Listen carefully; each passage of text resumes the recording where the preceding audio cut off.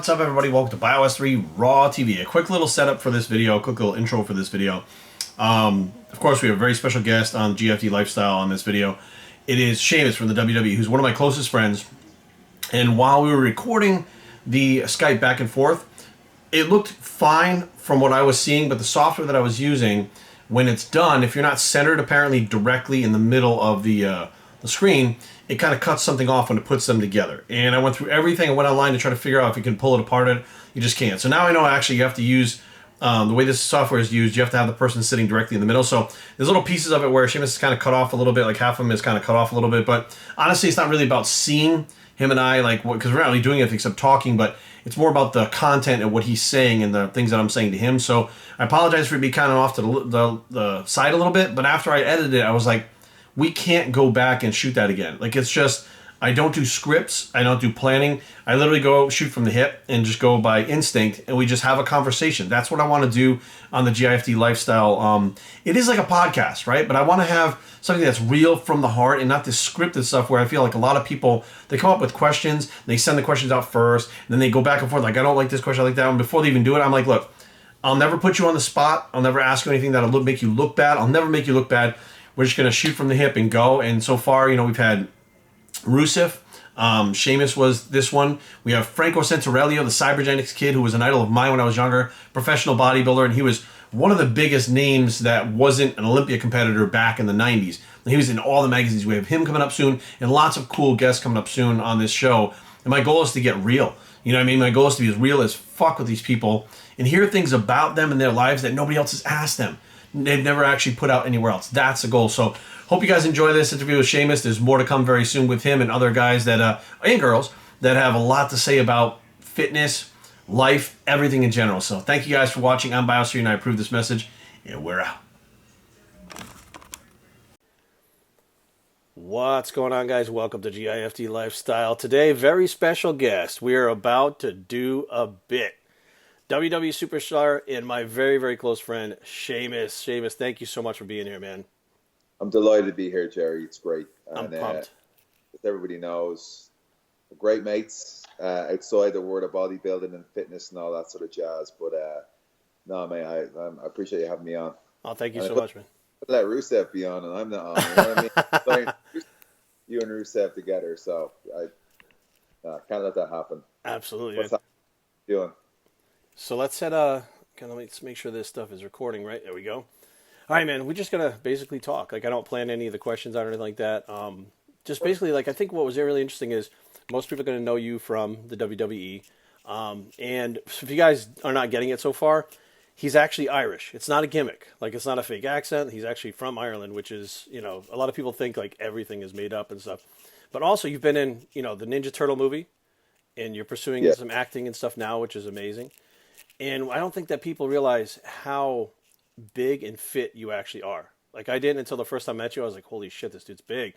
But how extremely fit you are and how much you're into physical fitness. Like, you're really into exercise. Yeah, well, first of all, about the Irish thing, I do get a lot of slack off my family when I go home because I pick up a lot of American words. Like, I say trash instead of rubbish, or bin. I say gas station instead of petrol station. There's a lot of stuff I say that my mates back home and family back home give me abuse about. But my accent comes back strongest when I get home for a couple of days, as you know, as my girlfriend will attest to that. But you know, it's valid. But like, I've been training since I was 16, maybe 15. My dad was trying to get me into training for a long time, and I had some serious pushback because, you know, sometimes you don't want to do what your dad tells you to do when you're a kid. Right. You know, you always rebelling. And one of my mates at the time, his name is Eamon Galdove. He now plays traditional Irish music all over the world. A very, very talented guy. Uilleann pipes, which are like the elbow pipes, which are actually a sweeter version of the bagpipes. And, you know, he used to get bullied. I used to stick up for him. And then he started working out, and I was thinking to myself, I was like, Jesus, I kind of let Eamon get bigger than me. So I got to go join the gym as well. And I fell in love with it. I just fell in love with the gym the first day. Eamon didn't last very long. But I went I went pretty much 4 or 5 days a week as much as I could before school and sometimes after school. I was always cycling in Dublin. I was cycling up pretty much about 2 years before I left for America. I used to cycle everywhere. But fitness became a big thing for me. I got into it late, but I just fell in love with the gym. I just loved training. And as a kid who was small and chubby, and didn't have much self-confidence in myself and kind of bullied, actually was bullied quite a lot. It just gave me an enormous sense of self-confidence, being able to see the changes that happened with all the hard work I was putting in the gym. So did you use that bullying as fuel to kind of push yourself in the gym and stuff? I don't know if I used it as fuel. I could say, yeah, I did. And, that would be kind of like, yeah, that's the ultimate kind of, there's the dog's arse. It's just showing on. Hey, Don. I could say, yeah, that was my ultimate, but it wasn't. I just, don't stop backing that ass up. I just fell in love with the gym. I just went there, I just felt like, I can't explain it. When I first got in there and I started doing bench press and bicep curls, it was just like, for me, it was ridiculous. It was just a great buzz, natural buzz that I got, and I just really, really enjoyed it and fell in love with it. And I don't think it was more friendly with bullying. It was just something different, something fun for me to do, and put a lot of hard work in it and then see the results, which were crazy. Now, did you first start out with, as of course in the WWE, you're training more like an athlete now. You do a lot of athletic type trainings too. But was it more like bodybuilding based, or was it athletic training that you started with? No, it was definitely bodybuilding based. There was definitely there wasn't that much functional fitness in there. There was a lot of like, compound movements, bench press, shoulder press. I remember the first time actually I did squats, mate, and I couldn't get out of bed the next day. I never squat before, and I got under the bar. I think I might have been 135 or something. But I remember, like, I could not get out of bed for about 2 days. I was in bits. I felt like I'd been hit by a car. I know what's going on. And that was my first experience with squats. But my dad had the garage next to the house, and he had a Smith machine in there. He had a load of dumbbells. And he had, he did a leg press, I think, and a leg extension, hamstring curl machine. He used to train at a gym called Slim Gym, but then because his hours were getting more and more chaotic in work, he just decided he wanted to build a gym in the garage. Like, it's a tiny, tiny garage, but he was able to use the space very, very well. Now he has a shed in the back garden, so he's upgraded from like in Ireland. Like, if you have a garage, mate, it's like you wouldn't really fit a car in there. Like, right. No, it's more like a storage area. It's not really for cars. You wouldn't put cars in there. You wouldn't be able to fit a car in a garage. Even though the purpose of it is to fit a car. Right. Generally, it's too tight to fit a car in there. Not like over here in America where you have, some people have 3-car garages. So now, was your dad training since he was an early age too? Was something he picked up as a teenager, or? No, my dad used to play football. I think he had a trial with Queen's Park Rangers, which were a first division football team at the time. Super talented, very, very good at football. And he basically, obviously, with 19, him and my ma, they had me, so that plan went out the window. And he started got into like computers before the word even IT was created, I think. Really? Yeah, for the Irish Permanent. So he was always playing football. He continued football, but he had a great love, has a great love of motorcycles. He had a Suzuki Katana, YZF, Kawasaki FZR, all these type of bikes. Now he's got a sweet ass BMW bike. But he loves bikes. He does a lot of cycling now. But he was actually overweight. He kind of like let himself go, and he didn't like it. And he just started training. I remember him on the landing of our house in Dunboyne, County Meath, in a sauna suit. Me at like 9 or 10 years old, trying to figure out why my dad was wearing plastic bags, body and lower body, and he just started training. And then he kind of built the gym there as well at the back, and he just started getting into training big time. And then he did a couple of natural bodybuilding shows, but he got disillusioned because it was supposed to be natural bodybuilding shows, but he was competing against guys who were taking PEDs. So I remember him at the table eating like full beef hearts and Wow. like on mad protein stuff. He got super lean. Like Rusev, I've seen pictures of my dad bodybuilding shows. If I find him, I'll have to send him on to Jerry. But he got in great shape, you know. And then after that, after he got the solution, he just started cycling, and he's always been very active since that time when he obviously put a lot of weight on, which would have been in like 88, 89. Have you guys ever trained together? Is that something you guys do together? Or? Oh yeah, we used to train all the time. Actually, there's an episode on Celtic Warrior workouts for me and my dad are training in the gym, and then we go for a cycle at the end. But so I think I had like 3 or 6 months of Tony Quinn's gym. Tony Quinn was like, I'm trying to think what. So Tony Quinn's gym and Tony Quinn's health food supplements, they were the first supplement stores in Ireland, and everything for some reason Tony Quinn's supplement line was more expensive than like the US, Huh. US line. It was ridiculous. It was a bit of a farce, but that's where you can get your supplements really, Tony Quinn's, and then the gym was in Echo Street, and it was. I had 3 months there, it expired, and I just started training with my dad in the gym. So I'd wait for him to get home, wait for him to get ready, and then I'd go to the gym, and then I'd work out with my dad for quite a while. It was fun. It was a lot of fun. I was like 16, 17. That's so cool. Yeah, my dad was never into lifting weights. He did some stuff in the military. It was like calisthenics and stuff like that, but never into lifting weights until maybe a couple years before he died. I went home to visit, and my mom says, "Why don't you take your son and go show him what you've been doing?" I thought he was building something. I was like, maybe he's building something in the backyard or something. And they were Yeah. living in this apartment building that had a gym. And he walked in the gym, and I was like, "What are we doing in here?" And he's like, "Well, I do these, and I do these." Like he didn't know the names and stuff. And I'm thinking because he was like 69 years old, he was just starting, you know. Yeah. I just thought it was like the coolest thing, you know. But of course, I didn't live there, so I didn't really see him that much. But so, how did you transition from the training that you're doing, like bodybuilding training, and how did you wind up getting involved in wrestling? Because you worked in the independents for a while before you wound up getting into the WWE. Yeah, I went to America 2002. Went to the Monster Factory. It didn't work out well for me. I hurt my neck.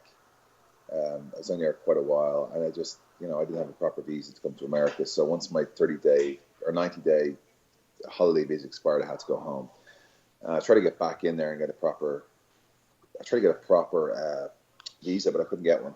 So I then went back to work, and then this company called Irish Whip Wrestling opened up, and I just started training down there again. Took my first bump again in such a long time. It was like all the air got knocked out of me. There was no padding on this ring. It was a custom built ring that was brought over from England, and there was no pads. It was just like bumping on plywood. It was crazy.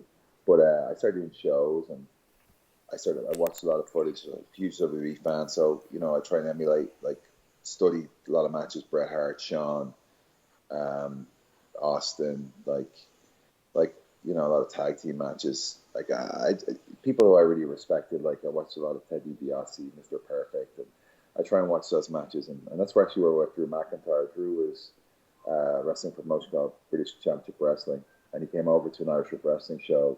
Probably, man, I'm probably wrong with the dates here, but I'd say it was 2005. We hit it off right away. Definitely had the same passion. We knew where we wanted to go. There's a lot of guys in the school who just wanted to be in the ring. For me, I knew what the goal was. That was to go to WWE, and Drew was the same. So me and Drew bonded right away because we had that connection. We had the same passion and the same goal, and we became really good friends. And we'd study our matches back. We'd wrestle a ton.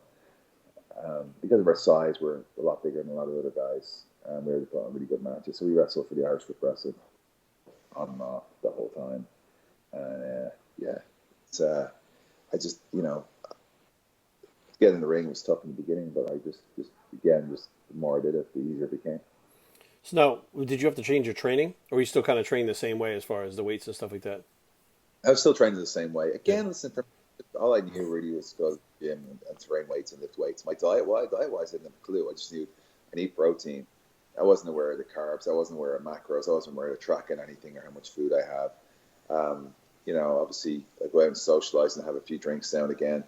So for me, it was more about making sure I got the lift in and got to train. Even cardio was kind of alien to me because I actually did a lot of cycling, so I didn't really need to do the cardio.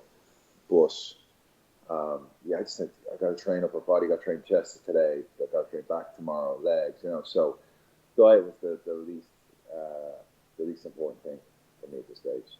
I knew I kind of couldn't eat junk food. I wasn't like stay away from fast food and all that sort of junk food stuff. But as regards to macros and stuff, I wasn't. I had no knowledge about that. So what was? I, Did you have a I body just part that responded right away? arms Arms. response. Yeah, you got good Oh, arms. You have like oh, bodybuilder like arms. Yeah. yeah, thank you, fella. But they were the one thing that I'd always get compliments on my arms. So I'd be out there, in Dublin, throw on a tight t-shirt, make sure the arms. Yeah. One time, me and Drew, I was like, it got to a point where like, I thought, man, I don't even know. It was like years ago. We went to a club and I had these Nike compression tops. I wore one out, thinking I was like the dogs, dogs bollocks. I just looked like a complete dickhead. And, I told Drew, Drew, do not wear that t-shirt out. I just looked like a complete spanner. Everyone was laughing at me. So maybe I got a little bit too cocky back then. But my arms definitely one thing that responded really, really well. And I always had big legs. My legs were always big. Did you have a body Genetically. part that didn't respond or was lagging behind everything else? Traps. Traps.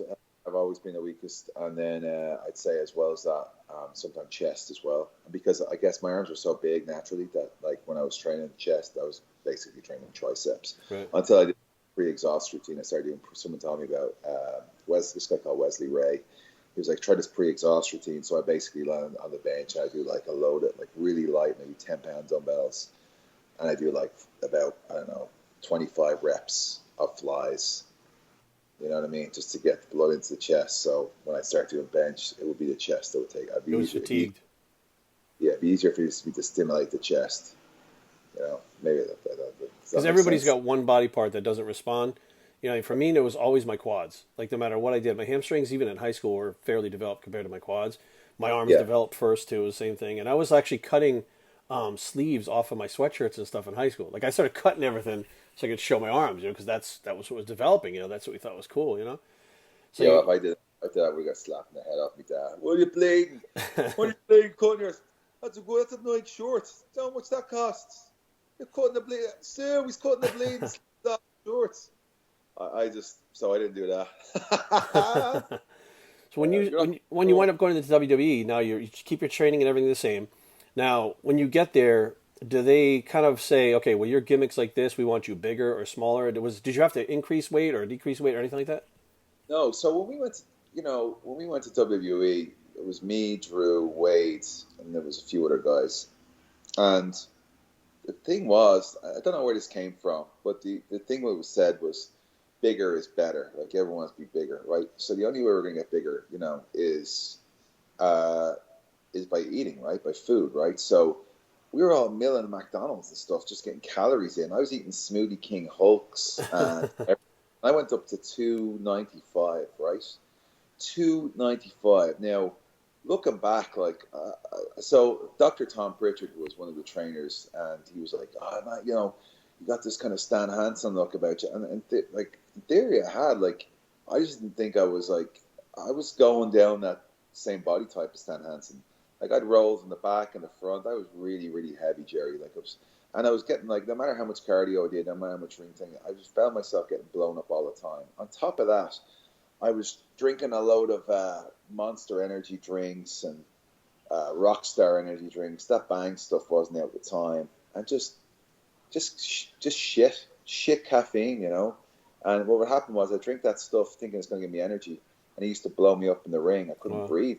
So your heart rate goes up too fast. As your heart rate goes up so fast that your body can't keep up, and you can't keep up with the oxygen, and your body's trying to pull more oxygen. It kind of, it makes it hard to breathe. Yeah, and then there's this psychological thing where you think, like, you know what, I need this because I can't. I'm going to be too tired without it. But you just become dependent on these things. So it took me a long time. I never really drank that much caffeine. Like, obviously, I have an NO Explode back in the day when I first went to when I first started coming across pre-workout stuff in Dublin. But all these Monster energy drinks stuff. So basically, being over like 295 pounds, eating loads of calories, like doing a lot of workouts because there was intense training in FCW at the time, and then I'd still find myself blown up. Whether that was just the weight and a combination of too much caffeine that was just overwhelming my body, or if it was just a situation where the caffeine. But anyway, so I just realized I didn't look good. and then I started coming down. I was working with a trainer called Rob McIntyre. So by the time I got to CW in 2009, I think I was down around 255, 260. It looked a lot better. You know, Rob McIntyre had me on a really, really good routine of like, instead of just doing like, you know, muscle mag workouts or flex magazine workouts where it's just, you know, do this, it's a standard. That's when I started doing a lot more functionality stuff like box jumps and burpees and, you know, just a lot more like sled pushing and a lot more functional stuff. I was like, what is this stuff? I'd never front squatted before, so I started front squat, and I never sumo deadlifted before, so I sumo deadlifting. So Rob really opened my mind on that sort of stuff, and I was like 4 workouts, 4 days a week, you know. Yeah.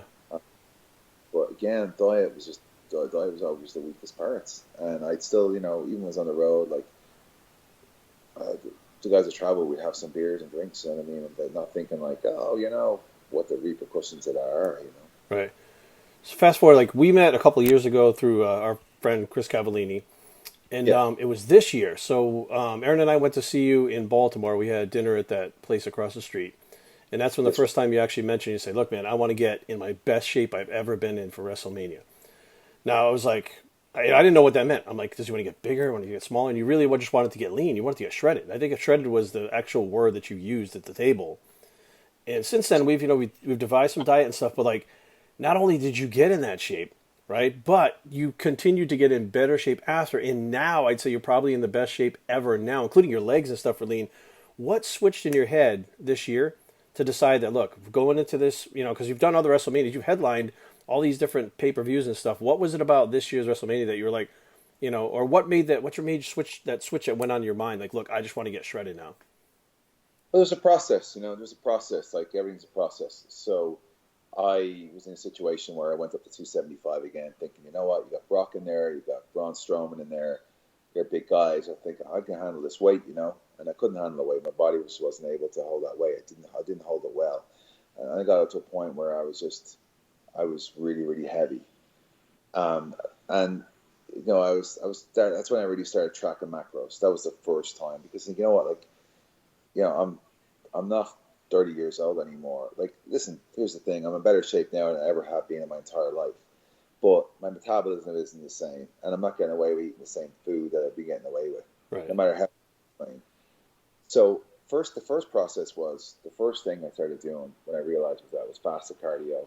I talked to you about that too, doing 30 minutes of fasted cardio. In the beginning, I was driving to the gym in the morning, doing fasted cardio for 30 minutes, coming back, eating, doing my thing, and then going back to the gym and doing my workout. And you know that's not sustainable. Right. So much, especially when the gym is like 30 minutes away. So that's when I got the cardio equipment into my house, and then that's when I got the idea to build a Brave Change gym as well. You know, to maximize time at home. But going back to it, the macros were the biggest thing, and that's what, like, talking to you made me realize. I was using a couple of different apps. Now I'm using Orphe Diet, obviously, to track my macros, which is awesome. Totally, very, very, very, very, very high tech, very much on the ball. Changes all the time, but keeps everything like in a really, really, really good order. And you're able, it categorizes all the food really well. So talking to you and coming up with a structure of macros that it was going to help me get in the best shape I can, and now which I use Orphe Diet, that was the game changer. But it really was. I really didn't realize, like you know, again, the macros thing, which for everyone else is food. My worst thing was snacking. You know, my worst thing was having eating a lot of carbs that I wasn't aware of. Even if I wasn't hungry, I'd be driving all the time. I'd like a 4-hour drive sometimes, and you're there, you're sitting in the car listening to an audiobook. You're on your own and you're bored. So what are you gonna do? You're gonna eat. So you're eating, like, they've got all these these protein bars, you know. Like the protein cookies I remember you used to eat a lot, like on the road. Or the protein bars as well from Nutrition Solutions I had, like, but they're full of carbs, you know what I mean? And I was eating I was eating way too many carbs, way too many sugary carbs. And, you know, we had a conversation. It's like, okay. And then when he gave me the amount of carbs I was supposed to eat like 5 days a week, I was like, this is crazy. I am going to hate my life. But it hasn't turned out at all. It's like everything else. Like, once it becomes a routine, then it becomes easier and easier and easier, and it just becomes your normal daily life. That's what it is. But that's what really made the change. My training hasn't changed. I still do fasted cardio. Those elements were still there. But once I got the diet fine-tuned and realized the science behind it and how it works with your help, that you have been a great mentor to me on, that's when everything just changed. That's when everyone was like coming up to me backstage in WWE going, "Oh my God, like what's what are you doing? How's this happening?" Like, and then of course, like, I've just sent them your way, you know what I mean? Because they obviously want to make the change too. But psychologically, I was like, you know what?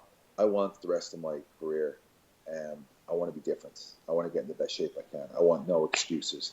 You know, I don't want to be any flaws in my game, the ring, promos, anything. You know, I literally want to look like a Celtic warrior when I walk through that curtain. And there's a point where I don't look like a Celtic warrior. I don't look like the Celtic warrior walking through. I don't look like Sheamus should look this way. The fella should look this way, and he doesn't, and I don't, and that's why I had to just look at myself in the mirror and go, you know what, I'm not where I need to be. Yeah, I need to change that right now. I think it was interesting how when we started working with the macros, how little carbohydrates you actually need to function. You know, I mean, someone your size, you're a big dude, and I think you're around the 250, 245, 250 mark when we started working together. And you would eat 125 grams of carbs, and that would actually sustain you for the whole day doing your workout, cardio, traveling. And it was unbelievable how like everybody's body is so different. Like some people your size might need 400 to 500. I got guys that are 120 pounds that are eating 700 grams of carbs a day, and it's not enough for them. You know, like it's so different for every person. That's crazy. I have 2 high carb days now. We switched it around, you know. And it's like 375 grams of carbs, and I'm like, I gotta eat the bowl oatmeal, you know, I gotta eat it. But like most of my carbs, as you know, comes from really, really high fiber, high quality carbohydrates, no sugars. So they're harder. So you're eating like 4 bowls of oatmeal a day. It's tough, but I love oatmeal. Yeah. Always loved oatmeal, but it's just that situation where you're forcing it down your throat, and you're thinking, man, I used to eat like 400 grams of carbs, and that would be by 7 o'clock, and I'd still want to eat more. You know, and now I'm like at a point where 2 days a week I'm trying to carve into my body. It's crazy. Well, it's like when you're eating junk, you can hit those numbers very easily. If you're eating sugar-laden, high-calorie foods, you can hit those macros by 3 o'clock in the afternoon and be out of macros.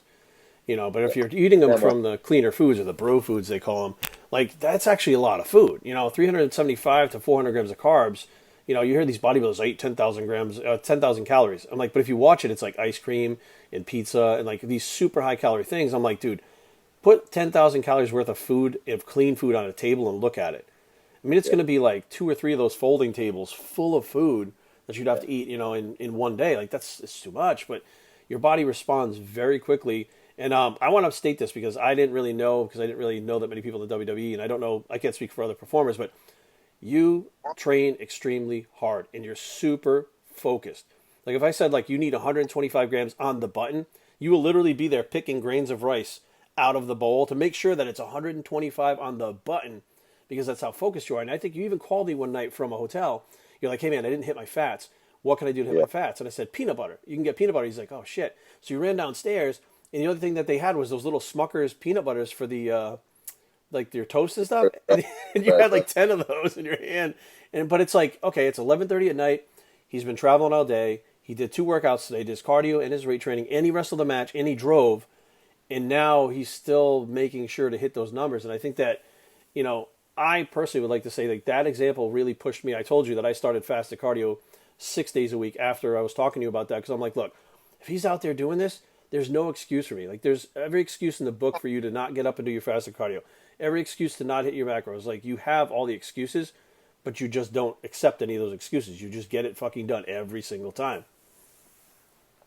Well, you have to, Jerry. You have to. So it's the biggest thing, you know. It's like, just you know, there's always ways to make excuses. And look, that's one of the things I love about the channel, the Celtic Warrior workouts, is that it is about brave change, and it's so easy to be misdirected by a lot of food companies and by the media. You know, I'm super into doing research and watching documentaries on health, and obviously sugar is the biggest thing. And like for the longest time, I used to get like I used to crash a lot, and I used to feel tired a lot. I always feel tired during the day. I'm like, what is that? Why am I feeling that way?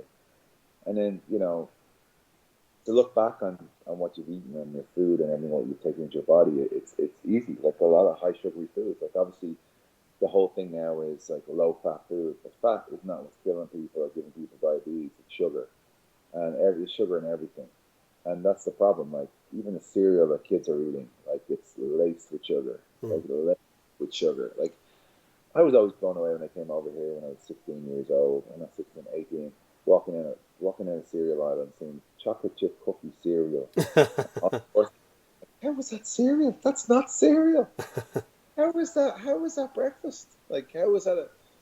But that's just the way the world has gone. Both parents are working and the kids are at home. But like sugar is the biggest thing. But you just have to be accountable, and that's why I love those macro trackers. Whether like you use an RP Diet or you use an Avatar or like my Fitness Pal or any of these ones, it just keeps you got to be kept accountable, and it's like little steps, and it's Celtic Warrior Workouts has been great because it's given people who are afraid to leave their house, who are afraid to go to the gym and don't know how to start getting into fitness. There's all these workouts on there, and every one I land on, I basically got pie on my face. I like to basically take a face plant because they're not my workouts, are doing other people's workouts, and it shows people that like, look, if I can fail at this, and I've been training my entire life, it's okay to fail. It's okay to try. You just do whatever is best for you. You can pick a workout there that you like because everybody is different. Everyone likes different flavors of ice cream. You know what I mean? Everybody likes different things. Right. So people different workouts. That's why there's so much range and so much different variety in Celtic Warrior workouts. So something will spark, one of those workouts will spark something in just one person who is depressed and who has a bad diet, but they want to make a change and they want to feel better about themselves. And they go, you know what, I like that workout. I'm going to try that workout. And that leads to 2 workouts and 3 workouts, But again, it's just about trying to help people. Like it's that first step to just say, take it day by day. That's when people start diets, which I hate the word diet because diet is what you eat every day. So Right. those life-changing things. It's like, look, you can't worry about, you have to take it day by day. You can't expect results in about 2 or 3 days. And it's just taking those couple of steps day by day by day. And then, and then once they get past that into a routine, it just becomes so easy for people. And same with me, I was never always in the shape I wanted to be. I was up and down like a yo-yo. Yeah. We talked at Christmas, and since I got down to that mania size, I've been able to maintain between 5 pounds, 5 pounds between 5 to 8 pounds where I was at mania and where I am now. And at the same time, I'm not starving. Right. I'm enjoying food that I want to have. I enjoy cheat meals, but you'll find when you start eating those foods that you might not want those cheat meals. Yeah. Like if I eat ice cream now, I can taste the sugar eroding on my teeth. It's like when you eat something all the time, it's kind of like, you get used to it. You don't notice it, like eating a chocolate bar all the time, drinking alcohol all the time, whatever it is. But if you stop taking that for a while and then you have a taste of it, you can taste the refined It's sugar. different. It's very, very different. Your body just like, it's just like putting a whole, like a spoon of sugar in your mouth. You're like, what the? I like to have this saying where just because we can do something doesn't mean that we should do something. And that goes with anything. Like when we first started taking painkillers, like Vicodin or something like that, the first couple times you take them, you actually get sick. Like your body rebels and tells you, like, I don't want this in it. As you keep pushing it, it gets used to it, and then you can take the painkillers and everything is fine, I'm glad you brought up the Celtic Warrior workout thing, is you really do make it about other people. Like, I think people, when they watch it, they're really surprised because they're like, it's not about SHEAMUS. It's about these other people. Like, you're interviewing them, you're getting to know them and stuff like that. Now, do me a favor, explain what Brave Change is, because I think a lot of people, they see the hashtag and stuff, and I don't think it's, because it definitely is open to interpretation to each person, right? It's self-explanatory, man. It's like making a brave change in your life. It's hard to make a change. So be brave and make a change. Brave change. Now, how would someone what's the first step towards making the brave change? Just making that decision, that you're going to do something about it. And again, that can be anything. That can be, it doesn't even have to be the gym. That could just be like, you know what? Instead of eating a McDonald's burger, I'm going to eat a salad. Not a McDonald's salad, but I'm going to eat a salad. Do you know what I'm saying? Instead of like drinking milk, I'm going to, switch to almond milk. Instead of drinking a soda, I'm going to drink water. It's as simple as that. So even a small change is a brave change. It's the beginning. Yes, I mean, and it's that as long as that change is going in the healthier direction, a better, healthier for your mind and your body. As long as that change is making a better, a healthier direction in your life, that's what it is. And how do you feel now? Physically, how do you feel now compared to 10 years ago? Physically, I feel way better. Physically, Yeah. I mean, from a perspective of working out and everything and having more energy, I feel way better than when I was 31. And that shouldn't be the case, Right. But I do. I feel great. My training has changed. The workouts I've done in Celtic Warrior workouts, every one of those workouts has been a brave change for me. Every one of those workouts has been something against the norm. I've done like MMA, I've done BF4, I've done yoga, I've done Carmela's booty dance, I've done CrossFit. I could be here all day telling you the different types of workouts that I've done. I remember there was the one box jump burpee with Becky Lynch. I remember that one. It doesn't look like much, but it looks. I mean, by the time you get halfway through it, like you're destroyed. So I actually, that's when I was around the 275 mark, and I couldn't finish that workout. I couldn't. That was the first workout I've ever tapped out to, and I tapped out to it. Becky kept going. Becky's a machine, but that's when I realized like I'm not where I need to be. I could make all the excuses that I didn't get enough sleep the night before, or I could say that like I drank too much caffeine before I worked out, so it blew me up, or I could say whatever, my knee hurt.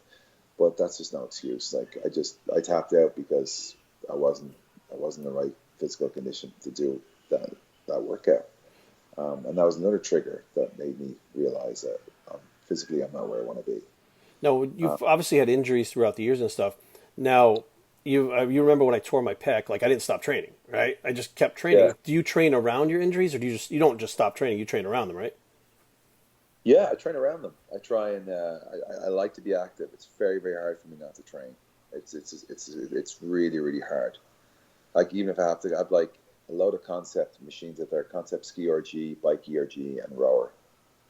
And I love the concept 2 bike. It's great because I used to cycle all the time. I'll stick, but even if I can't lift, I'll do something because I have to. Otherwise, I have too much energy. I end up bouncing off the walls. Well, you're an active person to begin with. I've spent time with Aaron and I came down to stay with you and Isabella, and it was like you're constant, like it was your time off from WWE, and you're still like, we're painting things and doing things and going places, and I'm like, he's just a ball of energy. I'm like, holy shit. We painted the arc trainer. Yeah. It's funny because I'm actually working the gym now, and they actually said, well, we're changing from one gym to another, right? So they said, oh, we have somebody that can come in and paint all these machines in one night. I said, no way, it's impossible. And the guy looked at me and said, what do you mean? I said, I've painted one in my life. I was like, and it was me and 2 other people doing it. I was like, there's no way that you have, it'd be like a family of ants would have to come in there with like 100 people to do those machines. I'm like, there's no way. The spray, have spray everywhere. Spray cans, we sanded the whole machine down. But it looked awesome. I did the same thing with my leg extension hamstring curl machine. The orange and black.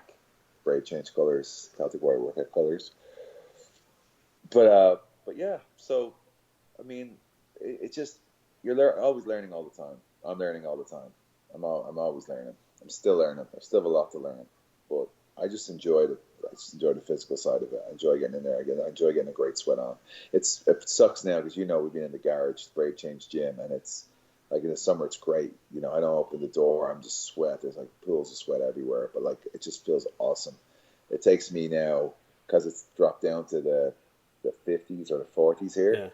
It takes me like 20 minutes on the bike before I can get a sweat. It's killing me, and I'm full whack too. And I'm like, just want to sweat. This is brutal. So you like it when it's like 100 degrees and you can barely breathe, and you're in there just cranking it out. Like you don't care. You just like that hot weather. I love it. It's great because, and also it's better. I feel it's better for you too, like, because everything is warmed up. There's less chance of you pulling something and hurting something.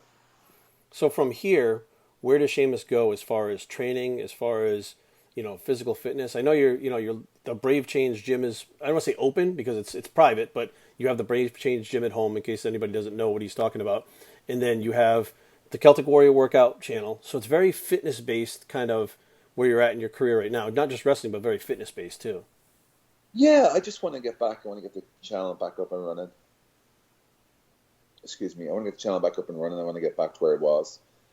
It's, we haven't had an episode up since I was in Japan, so I want to get that back and running. That's a huge passion of mine, and just keep training and just keep seeing where I can go with my workouts and my diet, and just keep tweaking stuff and just see where it ends up. It's a fun process.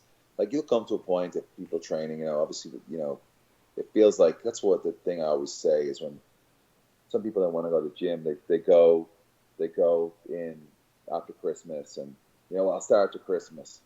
I don't agree with that. I think you should start before Christmas. I really think that the Christmas thing just makes it harder to go back in January, because you're allowing yourself psychologically to eat a lot more junk food over Christmas. I'm thinking, I'll go and I'll do it. It's like putting stuff off.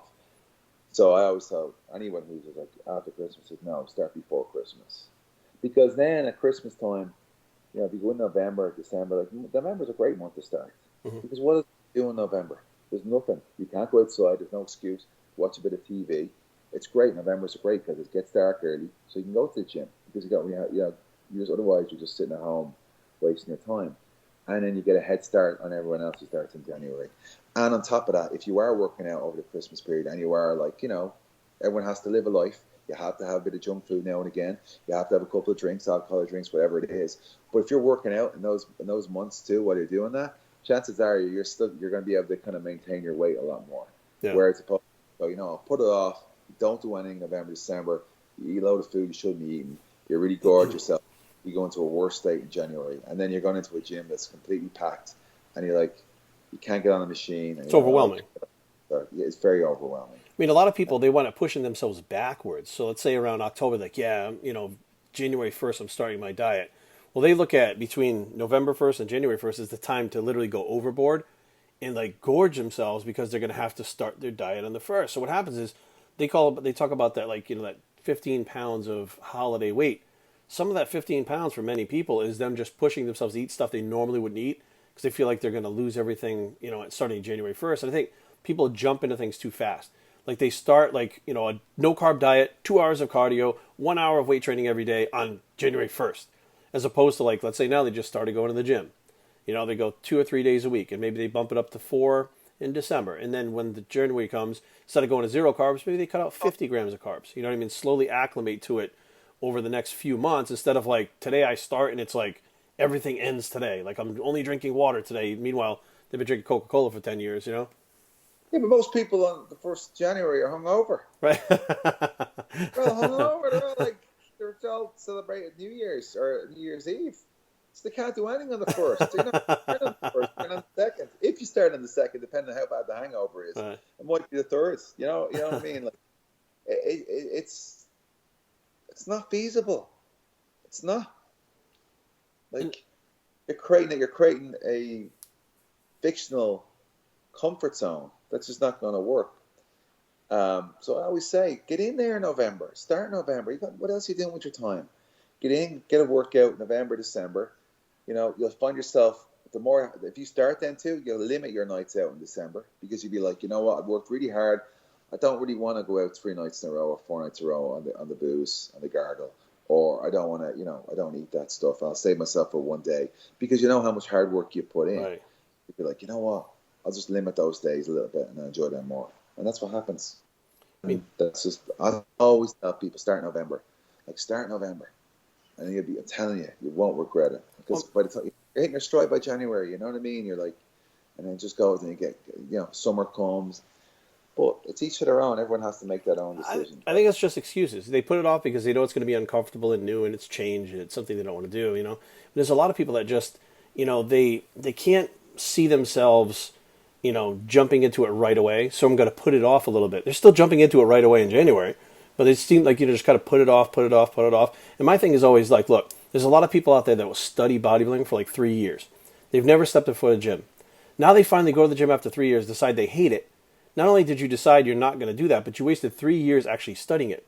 Whereas if you had just gone to the gym, not even thought about it, just gone to the gym and tried, just go in there and start moving first, and then worry about everything else later. Like, you have to get in the routine of actually going and getting something that is a routine before you can even build a program.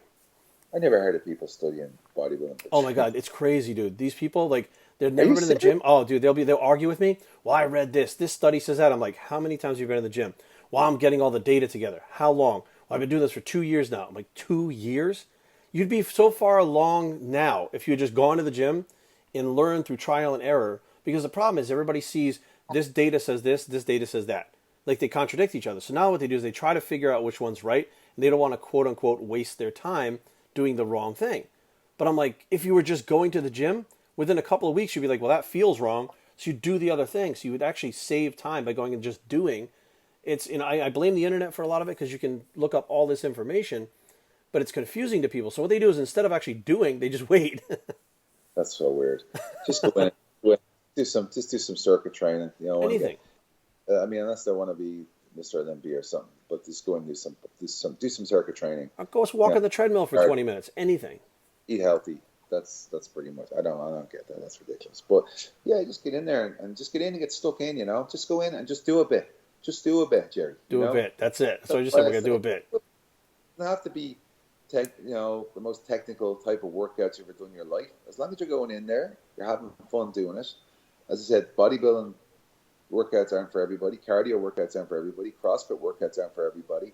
Yoga isn't like, some people like yoga, some people like CrossFit, some people like weight training, some people like long distance running. Some people like, plyometrics. Like, just some people like boxing. Like I started boxing again. It's just do a bit. Find something you like and do it. Get a good sweat on. Feel good about yourself.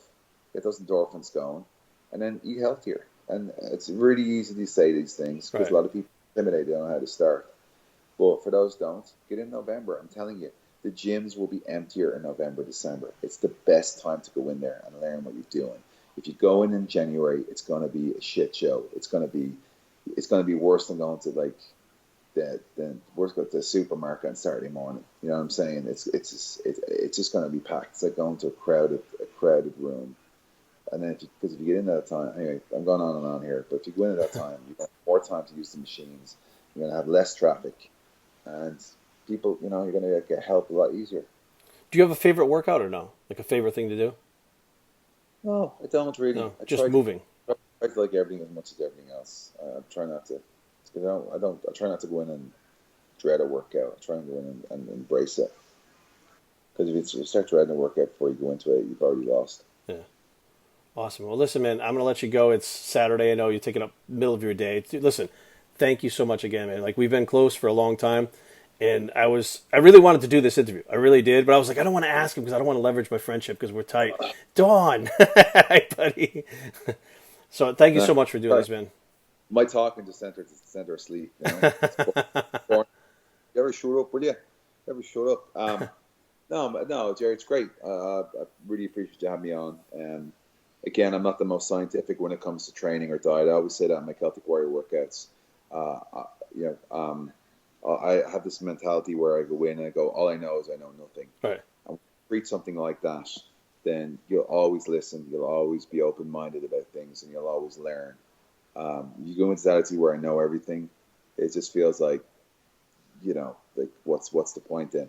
That's why, like, I've seen a lot of YouTube channels, and each to their own. I'll never knock anyone doing it. It's hard work to have a YouTube channel. It really is. People don't understand that, but there's too many people making it about them and how great they are and how great I am and all that stuff. And that's Celtic Warrior work. It's not about that at all. It's always about the person I'm training with, and it's all about getting the message from that episode to try and hit home to somebody watching at home or watching on a computer or their phone, and trying to inspire them, which will hopefully inspire them to make that brave change. So I appreciate you having me on, brother. You've helped me a lot, dude. So again, the advice you give me is invaluable, and it's helped me get into the best shape of my life. So I appreciate it, bro. Thank you so much, Sherry. It's been awesome to watch, man. You train extremely hard. Again, it's been motivating to me to watch you go through it. And it's kicked up my training a little bit too. I'm not competing anymore. It's very hard sometimes for external inspiration. Like motivation, I feel like comes from inside. Inspiration comes from outside. And sometimes you're motivated. You can motivate yourself, and 99% of the time I'm motivated. But there are those Saturdays, like this morning, I got up. I did not want to do cardio. I just didn't want to do it. It's colder out here. And I'm just like, I guarantee you, Seamus has already done his cardio this morning. That's what I said. So I got up and I put my sweatshirt on. I went to the gym and did my cardio. I did. And I it's knew all it. routine. It's just that's all it is. I'm not better than anybody. I'm not more focused than anybody. Everyone has the ability. Just once you get that to a routine, it just becomes habit. Creating a habit. Creating habits is the most important thing. If you really like these pillows, I don't know where they came from, but just realized it's the shot there. I've just changed the subject. But no, it's all about habits. It's all about creating good habits, good routines, and that itself will lead to making things easier. Again, we're all the same, man. We're all built the same. You know what I'm saying? We all have our own type of things that we do, but just creating habits is where it's at. Thanks, Jay. All right, brother. Love to have you on again in the future, sometime sooner than later. But I'd love to. let's see what's happening in the next couple of weeks and see what's going on and see where we're at. But again, Okay. thank you so much, man. Enjoy the rest of your day, and tell Isabella we said hi. And I don't see Frodo over there, but tell him we said what's up too. I don't know where he is. So I appreciate it. Love to do it. Thank you so much, mate. All right, brother. We'll talk soon. Bye.